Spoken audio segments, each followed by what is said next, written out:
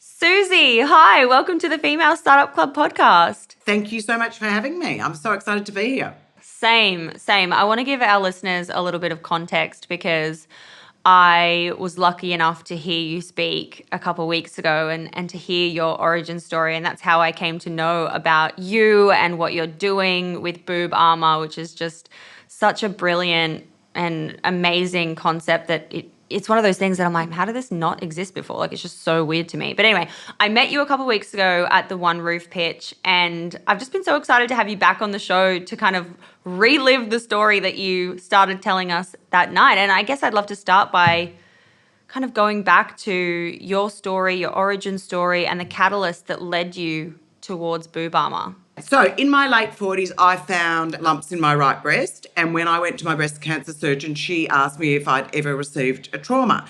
And I thought that was a really weird question, And I'm like, what do you mean? She said, well, did you play sport? And I said, of course I played sport. I played netball and tennis. She said, well, you might have got a whack. Do you remember anything? And I said, look, I actually don't. So then I had to have imaging, which actually found more lumps in my left breast. I then had to have biopsies and 2 lots of surgery to find out that I didn't have breast cancer. Now, for some reason, I never thought I did, which is great because I was never really that stressed about it. But what I did have is something called fat necrosis, which are the lumps that can appear after you have had a trauma in your younger years, and they appear later in life. Now, as I said, you can't get breast cancer from a trauma to the breasts, but they mimic breast cancer cells. So until we had them taken out and tested, we didn't know what they were. And thank God for me, that's exactly what they were. Now, I have to keep having my boobs tested every 6 months, whether it's an MRI, the MRI, that one in there, the thing in there, ultrasounds, just to find out that we are still on track there. So having 2 daughters who both played basketball and football at the time, I came home and I'm like, do you get hit in the boobs? They're like, what a stupid question, Mum. Of course we do. And I'm like, whoa, okay, so this is real. So people are getting injuries from being hit in the boobs. So I went looking on the internet for what research there'd been done. And really at the time, it was probably just 2020. There'd really been nothing. The only thing you could find was done in college sports, soccer, basketball, lacrosse, etc., which had done some surveys on some athletes. And yes, they had received injuries to the boobs, but no further than that, and nothing as to what happened to me. Then I went looking, okay, what's on the market? Is there anything to protect girls? Because as my surgeon said, if you're protected, and your boobs aren't impacted, you're not going to get these fat necrosises. Really what I found was only things that were like vests or T-shirt style garments to put over your bra. They had foam in them and they had compression. We discovered the research along the way, which was all about encapsulation. So you needed to keep your breasts in their natural shape, in like a shell. We also found research that was done in 1991 that actually did a number of different materials to prove the best form of protection or barrier between the breast and force impact, and that was polyethylene. So I knew what I needed to do. I knew I needed to make something out of polyethylene. I knew it needed to be inserts that girls could wear and adapt into what they already own, which is a crop top or a sports bra. We wanted them to be able to chuck them in when they're running out on the field, or if they want to wear them from home, they can, like they would a mouth guard or like they would a pair of shin guards. So I then also knew that it needed to be cup sizes. You can't have a girl in a small, medium, large T-shirt or top-like thing with some padding that may not even be where your boobs are. And we wanted it to be light, not restrictive, flexible. So that's where we came up with our encapsulation inserts that, as I said, you slip them in as you're running out. They weigh about 2 millimetres, they're 15 grams each, approximately, and about 2 millimetres thick, and the polyethylene absorbs any force impact. Wow, it's so interesting. And I really kind of connect with your origin story. I'm someone who, from a similar lens, I guess, I have like a lot of fibroadenoma across both of my boobs. And I don't think I've ever spoken about this on the show, but I had surgery last year to remove a lump that the doctor wasn't happy with. And so it is scary. And you kind of think like, well, like, yeah, how do you prevent these kinds of things? And I personally didn't play contact sports, so I don't know what it's from or anything like that. But just knowing that as knowledge now, that's an important message for women to hear and for girls to know about for that like early prevention, early protection. situation for, later in life and things like that. How does it work when you're developing something like this? Like, is it considered medtech? Like, did you have to consult, medical professionals and go down that kind of clinical trial testing kind of pathway? We really classified as PPE.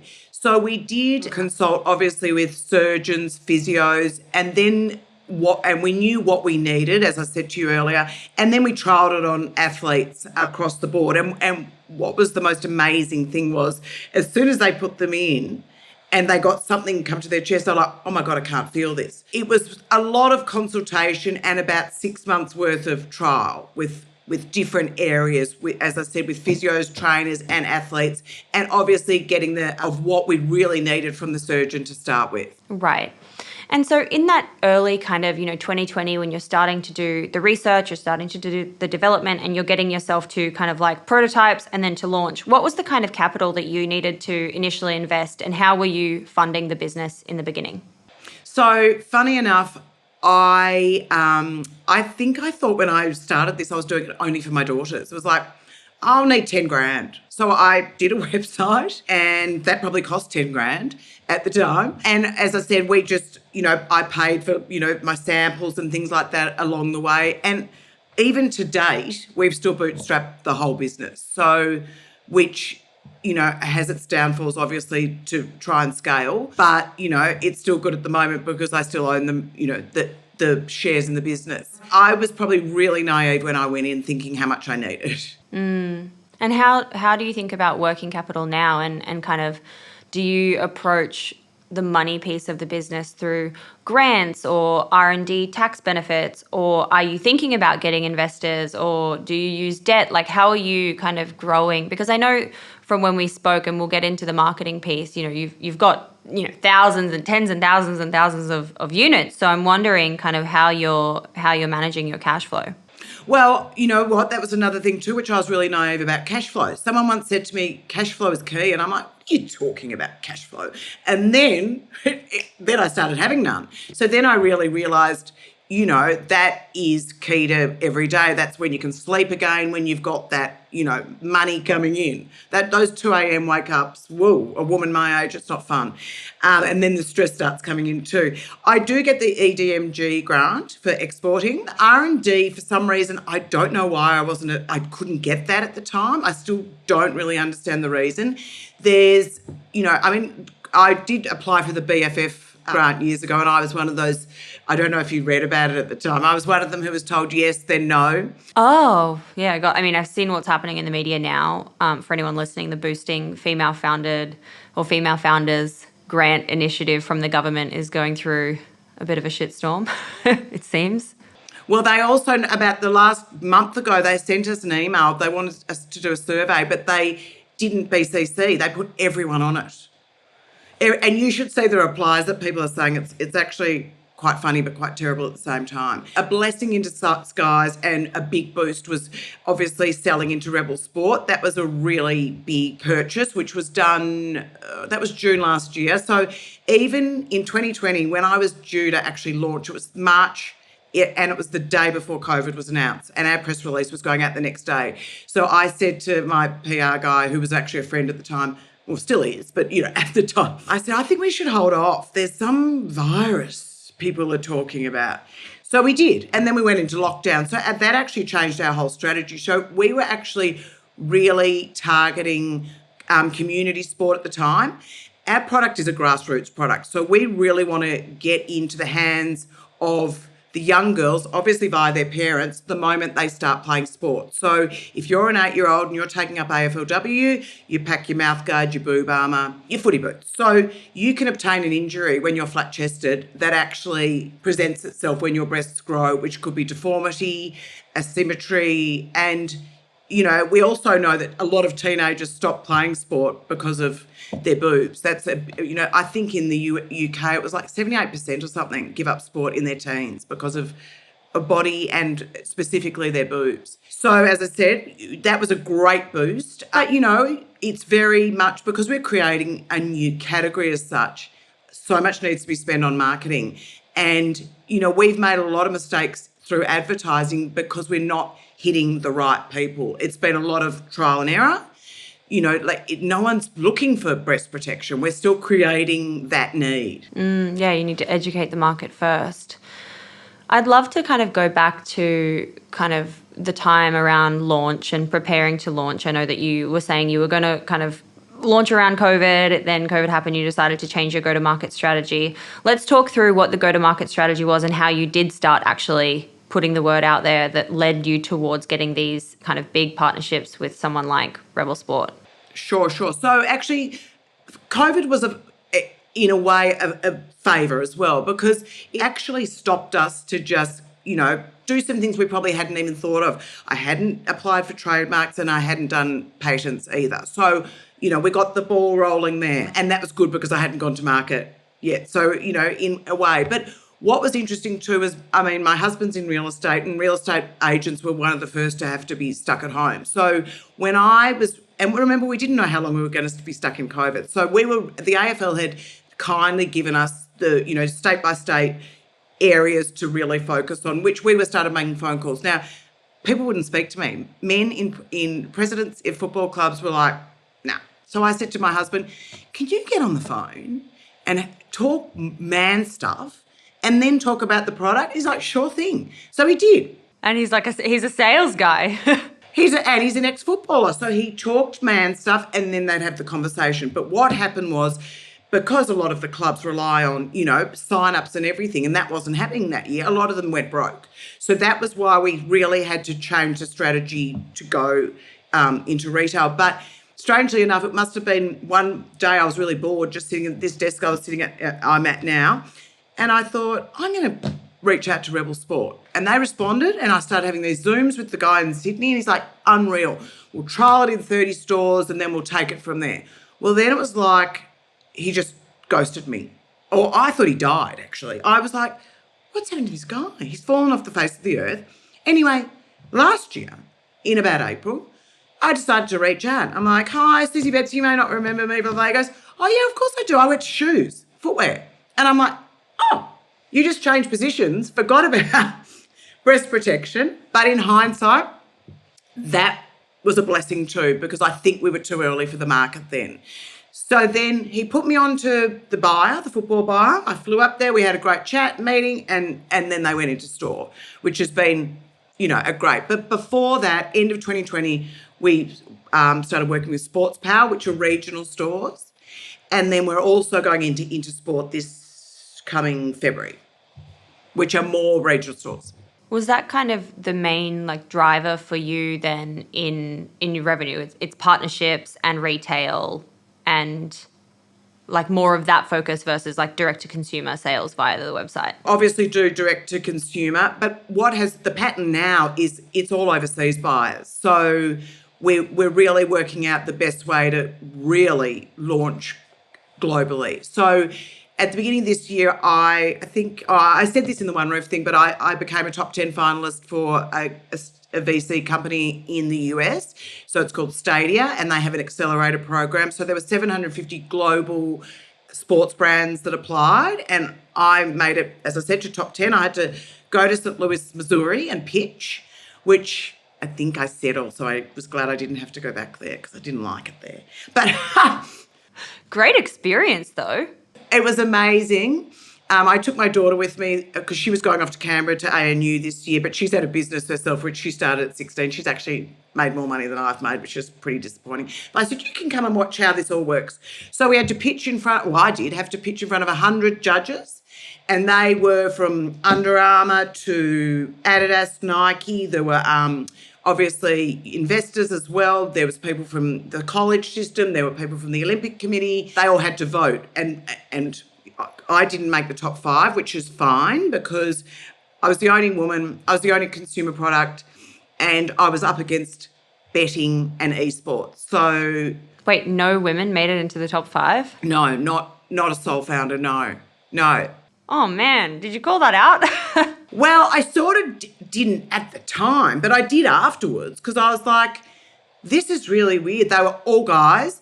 There was one woman, but she had already had $6 million in investment, but she was part of a, I think she had about 2% in the company, but she was pregnant and probably, really pulling on those heartstrings. I mean, she was amazing. She pitched a zillion times. We couldn't actually watch each other's pitches, but I just knew from talking to her how amazing she was. She was rolled out to do it, but she was not a majority shareholder. Yeah, or a female, initial founder, just part of the gang. And it was tech too. Right. Wow, that's really disappointing. Really disappointing. I know. Look, there had been before, there's a great company called Ida Sports. Laura Youngson, I don't know if you've heard of her, and she developed the female football boot. So she's a number of years ahead of me, but she did make it to their top 5. They did it on Zoom though, because it was in COVID, so she didn't have to fly halfway across the world. Now, one of the reasons I didn't want to have to go back either was my ticket alone was $5,000 and everyone else was flying from interstate from the US. I was the only one from such a far away place.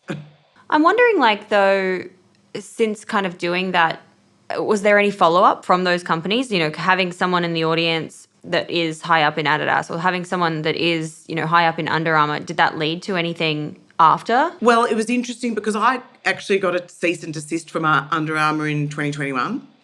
Afterwards? No. So this is before. So before, just when I was, it was in the middle of COVID, a cease and desist from their Washington, D.C. office. It was a 9-page letter of saying everything that I wasn't allowed to do because I was using the word armour. And that cost a lot of money in itself because my legal team here are like, you're just going to have to change the name. I said, no, I'm not. I said, there's at least 300 other businesses using the word armour. And I said, no, I'm in the wrong class. You put me in class 28 for my trademark. That's apparel. I should be in class 9, which is PPE. And no one agreed with me until I found a lawyer who agreed with me. So it was like, even I had a New York lawyer who kept saying, no, you're going to have to change your name. I think his name was Chip, by the way, Chip. Chip said, you're going to have to change your name. And I'm like, no, I'm not. So we did withdraw and then go into class 9, which is where we fitted. And so their head of innovation was at that pitch. But I was told by the Stadia people, she was watching my pitch, but she wouldn't judge me. And she actually wouldn't even meet me. God, I feel like you're just dropping all these disappointing bombs over here. That is so bizarre.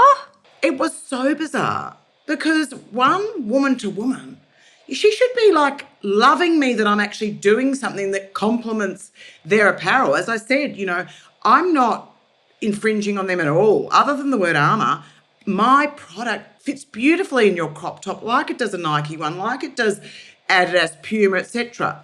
So it was a bit bullyish. Wow, that is really... I mean, then there's the other side of me that's like, oh, God, are we ever even surprised at this point? Because it just feels like it's this stuff on repeat at the moment where you just see these things, especially on LinkedIn. I'm like, oh, all male lineups and fake women AI profiles and, all this other stuff that's going on. Oh, God, that's infuriating. Okay, so that was last year or that was 2021? That was this year. But when I got this, cease and desist, that was 2021. So I went backwards to that story because she was actually in one of their, their head of innovation was actually in the audience watching me. And if I sort of thought about it, before I was told, 5 minutes before I was going on, that was the case. And I was number 1 too. So, microphones weren't working and all these things at the same time. And I'd never done a stand-up pitch in my life, talking to slides, but I did it. I might have said, hold on, she can leave the room because she wants to hear all about my business, but she won't judge me or, she's pulling back her vote. Didn't make sense. That's very, very bizarre. I know. It was bizarre. Oof. I want to talk more about, I still want to stick in the marketing kind of space and understand more of your, what's working. And you mentioned, you've had to educate the market a lot, so things haven't worked as well. But kind of your experience in what's working well now and what you've tried that hasn't worked. Sure. Well, ambassadors obviously are key. Influential athletes have been amazing. Some... like Libby Birch, who's a physio, the day I met her, she was like, love it, great, fantastic, she got it, she's been amazing. And it's not even about the elite athletes wearing it as such. I mean, of course I want them to wear it, but, a lot of them don't want to change the way they play their game, and that's fair enough. But it's getting it's influencing the grassroots girls. So then it creates the habit, and then it's a no-brainer. The elite athletes just take it through. So that has been amazing and worked really well. But we clearly need to do more, but that's where investment in the business will help me be able to scale it, because marketing is so key to the success of our product. Are you going down the pathway of investment? Is that the plan? Absolutely.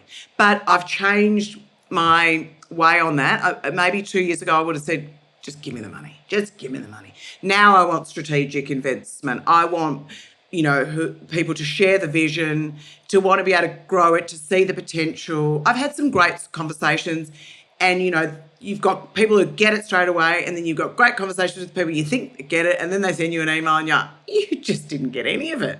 Okay, because you've just asked me a really weird question about the product that we went over and things like that. So it's really about, having the operations guidance, because I open a bazillion doors, but me working on my own with help where I can afford it is not, we're not doing the job well enough to get it to where it needs to be. And that, that's just key. Right. And when we're thinking about the marketing that hasn't worked for you, is that kind of in the paid advertising space and more of that area, or is there other things you've tried that didn't work? So SEO was not great, and I haven't revisited that yet because the keywords weren't there. So we were having to do keywords that might have been mouthguard or shin guard. Nothing was there that was, people weren't Googling for breast protection. And a lot of the advertising too, which has been digital, has, I suppose, missed the spot there, because same thing again, we're meant to be targeting the parents, but I'm a parent and I wasn't even seeing my own ads. I was the right demographic and I wasn't even getting them served to me. So we're sort of taking a step back. I'm actually working now on the flow, because I had my website redone last year, but no one mentioned the flow, did they, to me? So I haven't been hassling people who get on my website. So, I've needed to find some money to be able to do that. And then once we've got the flow, we'll then start reinvesting in the digital advertising. My main thing that everyone laughs at me, I just want one billboard. I love billboards. Billboard would be great. I love billboards too. It's also just such a fun moment for a brand, I think. And I really like the rock posters. I love that grungy look, like, a band, under a a train bridge and things like that. And everyone's, Suzie, they don't see them. I'm like, but I really want a billboard. Do it in partnership with someone. Get someone on board that you can do it in partnership with someone. I would love to see that for you. Like, as in partnership with the Socceroos, or in partnership with the Matildas, or in partnership with I'm so not in the sports industry here, so I'm probably saying all of this wrong, but in partnership with FIFA or something, Absolutely, absolutely. And as I said, it's such a good, being stuck in a traffic jam, looking at that and just contemplating, what the is that? Do you know what I mean? Like, it's... Yeah, piquing curiosity. Yeah, and it's a conversation piece. You're right. That's actually a really good, really clever idea. I also feel like for you, an obvious move, and I assume that you're already doing this, is just working directly with schools, no? Well, look, and another thing, I sent out, I think, a sample. I decided to go principals, not PE departments, because, they might change, very quickly. Whereas the principals there, I sent a letter and a sample, not early this year, last year, to every principal, and not one of them responded. Really? Wow. But we're doing the schools is a target market in the UK, because there's a affiliation I've got over there who go in and fit bras into the private school system. Like our private school system here, they all have to do sport. The public school system don't. And unfortunately, the public school system there, a lot of people are, it's very hard to even pay for their lunches. So it is absolutely, it's a school thing. But again, it's all about the education. And you need one amazing principal who says, it's a duty of care. I'm making this an option for the girls. They need to know about it. Isn't it weird though, like for you have 2 girls. Could you not just be in the principal's office for your next meeting and be like, cool, like this meeting's actually going to be about this. Like I'm starting close to home here. Interestingly enough, my elder daughter, who's now the one at uni, 2 years ago, we fitted out their whole football team. Now, that football team never lost for a whole season, and every other school thought it was because they were wearing Boob Armour. Oh, that's amazing. And they were undefeated. Because, yeah, I feel like for you, your like grassroots marketing of just like girls who are wearing it and then in the changing room, other girls being like, oh, what is that? Like, you know, it would spread that way. Absolutely. And that's why we did cool colours because, you know, girls don't want to talk about boobs and, you know, they're not. So it's like, what the hell's that? Oh, it's cute. It's pink. Oh, I can have an orange one. I mean, we can even do logos on them. Now, in saying this, and this is always is my sort of what I talk about, you've never had a guy question putting on a cricket box. They would never question that because those crown jewels are more important than anything in the world. So it doesn't even fit snug. There's two sizes. There's a youth, there's a men's. They sweat. It's made of the same plastic as Lego. It doesn't even absorb the impact and they crack and apparently pinch. But not one man would question that. It's so interesting.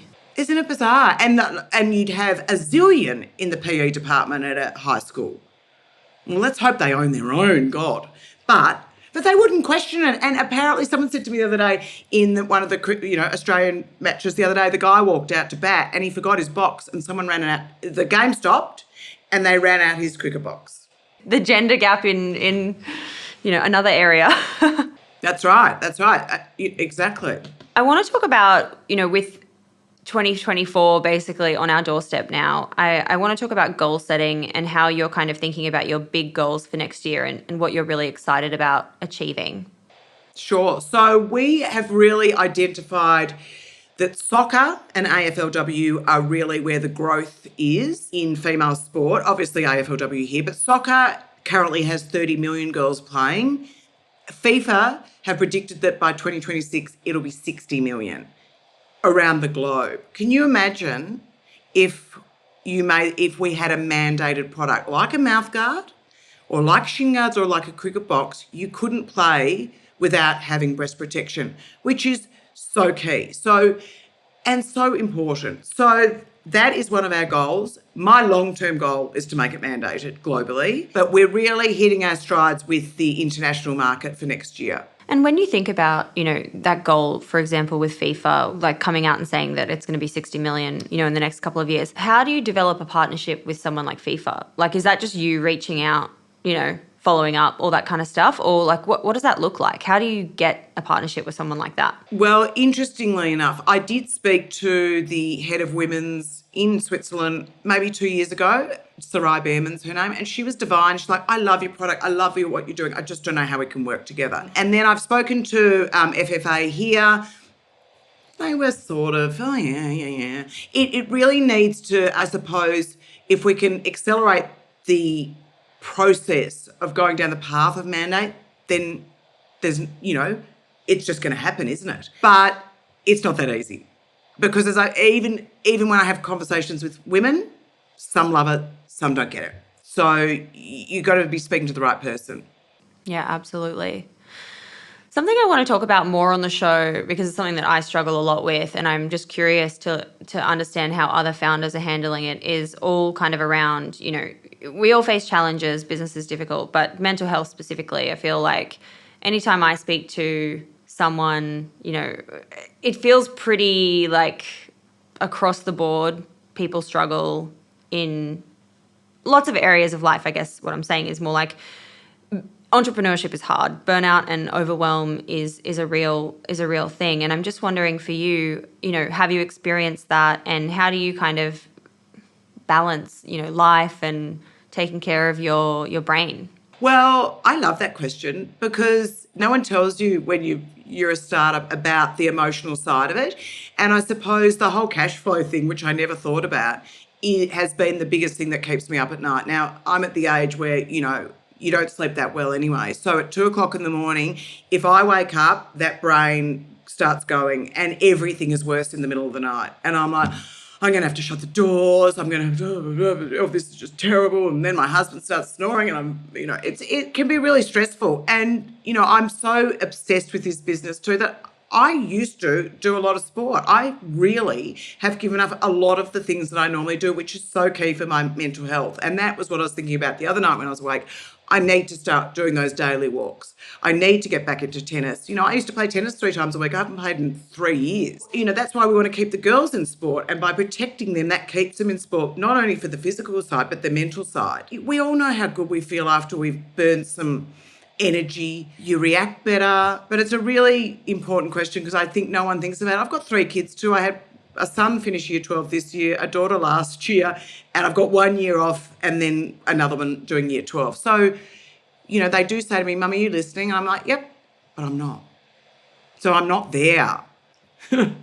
Yeah, it just feels like, I don't know, maybe it's this year specifically, but I've spoken to so many people who are struggling, and I feel like it just, yeah, it's interesting to hear other people's perspectives about what people are doing to kind of make sure that their mental health is okay. And it's also just hard to kind of like understand, of course, we do all the lifestyle changes, we do the walking, and we do the movement, and we do the things that we're meant to do to tick the box of like, this is good for our soul and our mind. But it still feels like the burnout and the overwhelm is something that's hard to conquer. In the middle of the year when I was really having cash flow problems, I actually think I said to my mum, I really could have a nervous breakdown. Like I felt everything. It doesn't help also, the interest rates. Everything's really expensive. My husband's a real estate agent. They've had a really crappy year across the board because, people are too scared to buy. Everyone's thinking that, their houses are worth more than they are. So there's a lot of financial stress just in life. Yeah, I agree. School fees, everything. It's just nothing's easy. Knowing what you know now, you're a few years into the journey, you've had some wonderful success, you are, you've learned a lot, it sounds like. If you were to start a new business tomorrow, it could be any business, but just in general, you were starting a new business tomorrow, and for our listeners who are in the early stages of building a business, what would you do the same and what would you do differently next time around? I think I wouldn't try and create a new market. I think that's been the biggest struggle of all, but that's what I'm obsessed with, so I have to. If you want instant cash, don't do that. And I think, I just look at my daughter's business. She just wakes up and she's got sales in her. What does she do? So she's got a brand called Amore Ambachi, which are basically, she started off by doing terry tailing shorts. She did then terry tailing tracksuit pants. But she also designs her logos and things like that. She's got the most divine polar fleece vests coming in. And she basically drops it, and it's all teenagers upwards, and it sells out overnight. Drop, sell out. Oh my God, we need to have her on the show. We need to book her in. She's the one who just went in at the front door. So she's at uni studying commerce design, which will hopefully help with her business. So knowing what you know, as in doing what you do, is an easier way to start a business. But if you're obsessed with something, just go for it. Because I don't regret anything. Everything is part of me today. If I didn't have those rejections and bad things happen, the good things wouldn't have happened. So it's all part of it. And that's exciting. Absolutely. I actually wrote that on Instagram yesterday. If you're building a business, especially in the early stages, you've got to be obsessed with the problem. And, the solution can change, things can iterate, things can pivot, but you've got to be obsessed with the problem that you're solving and the customer that you're solving it for. And then everything else will eventually follow. You've just got to keep that North Star. And my customer has changed. The customer that I created for was two daughters. The customer then became every athlete in the whole entire world. And now the customers also become defence and military and people in professions where their breasts can be impacted. In COVID, I had nurses reach out who were getting attacked in frontline emergencies, dog groomers who were getting bitten on the boobs, police officers in the riots. And as I said, we've got military who their body armour is hurting their breasts. So every day I wake up, there's a new customer. Wow, that is amazing. Gosh, so cool. I'm just such a hype girl. I really love it. We like to wrap up these episodes with a series of 6 quick questions. Some of them we might have already asked, but I ask them all the same. It's just part of what we do over here at Female Startup Club. So question number 1 is, what's your why? Why are you waking up every day and working on Boob Armour? I want to change the world and make sure that no girl has to go through what I've been through. And I bet, even though you didn't play contact sport, it's not just contact, it's ball, it's impact. I bet your lumps were caused by something along the way. It's to make sure the girls are protected, and it's to bring the confidence, because once they're protected, it changes everything. Yeah, I love that. I love that. Question number 2 is, what's been your favourite marketing moment so far? Okay, this one is, so the English Rugby League team wore it in the World Cup, and one of the girls had an injury prior. So they sent me some videos of her talking, and she had the cutest little voice. And it was just, she said, I think, and I loved the way she was so passionate about it. And people I know in the UK have come across her in her club and stuff, and she will not go on without it. So that made my year. I suppose the testimonials is what I love the most. So, the real people out there just sending me the loveliest messages saying it's changed their life. And I'm like, you know what? That is the best thing I could ask for. Yeah, that's powerful. Really powerful. Question number 3 is, what's a go-to resource for you at the moment when it comes to, business learning, something like a podcast or a book or a newsletter that you can recommend to other small business owners, entrepreneurs, founders? I have to say a coffee date. I like meeting up with people who you chitter-chat, and it's all about real life for me. And if you can't meet up because you're in different states, it's having a Zoom, and you'll find something and some way you can help each other. I love that. Yeah, it's so true. I think when you can find connection with people and learn from each other through networks and meetups and coffee dates, it can also be so powerful to have people to get support from and lean on. And if I had, I've got a list of podcasts, you're obviously on the top, that if I had the time, when I'm on my walk, I will listen to them. Newsletters or reading? No, because I'll do Kath and Kim reading. You know Kath and Kim. I know Kath and Kim, but what's their reading? So you know how she reads like that? She doesn't read it, she just does that. So she's read about 3 words. Oh my God, I love that. It's more like a scan, because then I'm onto something else. So I need a conversation, and visuals are great for me. As I said, that's why I love Female Startup Club, because I love your colours and I love everything that it is visually.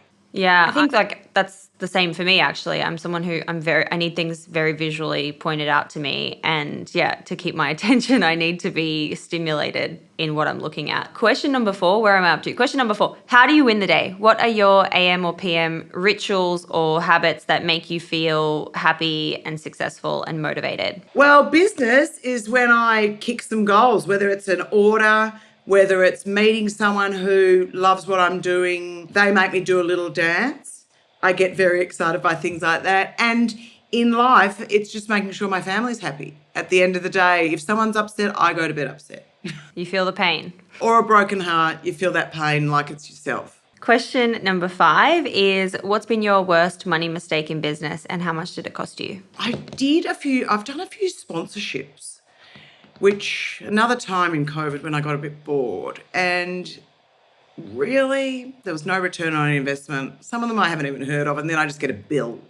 There's a few $5,000 bills around. Yeah, that's the thing. Things add up. You think $5,000 isn't a lot in the moment. I mean, it is a lot. It actually is a lot of money. But you kind of are like, oh, this seems like a good idea, or $1,000 over here, or $500 over here. But then you look back over the course of a year or 5 years, and you're like, lit a lot of money on fire. I know, and I think when I did it, I thought, okay, well, I'm going to be making this money, within the next few months, and then I'll have someone who will really drive what they're doing and make sure they're doing it. But it doesn't happen that quickly. Yeah, absolutely. Last question, question number 6. You've already shared so many good ones, but what is just a crazy story, good or bad, from your journey in building Boob Armour? I can think of a crazy experience. My first retail deal was done with a company, a big one down here, and he sort of changed, as we went along, didn't pay their bill, then was trying to tell me it'd be on sale or return. I'm like, no, it won't be on sale or return. And it was a lot of numbers. Then he told me he was going to discount it, that I was too expensive. And then I said, okay, we'll just take all the stock out, which was covered in their store stickers that actually I could never use again. So that was just a guy who was trying to bully me into the way he thought it should work. But it was never discussed. He's like, yeah, we always discuss sale or return. I'm like, we never discuss sale or return. So that was a horrible story.